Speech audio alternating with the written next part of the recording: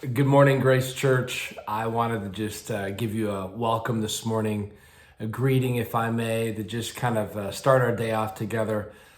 Just a couple quick things I wanted to share with you this morning. First of all, I just want to tell you how much I'm enjoying going through the Gospel of Matthew with you. Even now, just both reviewing from this past Sunday and then thinking about this coming Sunday, the beginning as we've started in the Sermon on the Mount. I encourage you to keep that in front of you so that it's not just a once a week conversation. This coming Sunday, we're going to be in Matthew chapter 5, verses 13 through 16. Really an appropriate passage in light of these coronavirus days about what does it mean to be the salt of the earth, what does it mean to be the light of the world, and letting our light shine before others so that they may see our good works and give glory to our Father who is in heaven. Certainly a text worth reading ahead of time for yourself, praying about, thinking about as we then study it together on Sunday. Secondly, I'm reading a book called The Rise of Christianity, subtitled How the Obscure Marginal Jesus Movement Became the Dominant Religious Force in the Western World in a Few Centuries. And I'm particularly drawn to the chapter 4, Epidemics, Networks, and Conversions. And the author speaks about times throughout history where there has been, similar to today, but even worse than today, just massive epidemics that have just swept through the world. At one point in the city of Rome, there were 5,000 people dying a day, estimates were.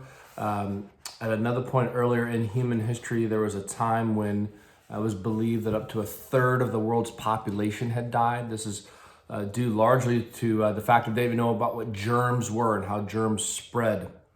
But what was noteworthy that I wanted just to flag for you this morning is the author speaks historically about why the church grew during this time, why it was not demoralized or in any way destroyed, but what actually grew. And he has kind of three things he talks about here. He says, first of all, Christianity offered a much more satisfactory account of why these terrible times had fallen upon humanity.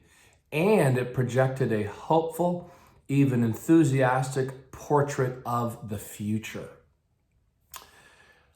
Secondly, he says, Christian values of love and charity had from the beginning been translated into norms of social service and community solidarity.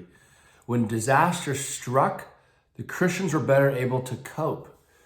And then third, he talks about as people continued to die and have struggles, that their social networks were shaken up, and a lot of them were taken in by and loved by Christians, which brought them into a whole new Christian social network, which God used to bring them to hear the gospel and give their lives to Christ.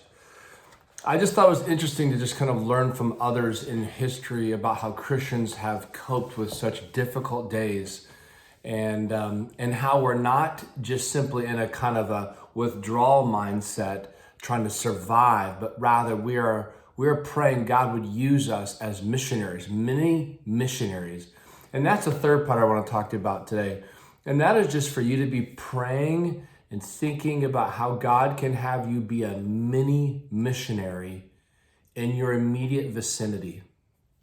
For me, that has meant going out and talking with people as they've walked by. I've had some good conversations with one particular man who works in the cruise industry, and now he's home for the foreseeable future while his wife is working from home. He has no work to do. He's been taking his child out just multiple times throughout the day. We began a conversation and had many different conversations.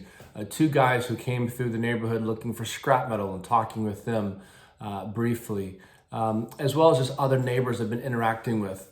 And so some of those ideas, I just want to just encourage you to think about, kind of bringing it back around to Matthew chapter 5, verses 13 to 16, being salt, being light, especially during these coronavirus days.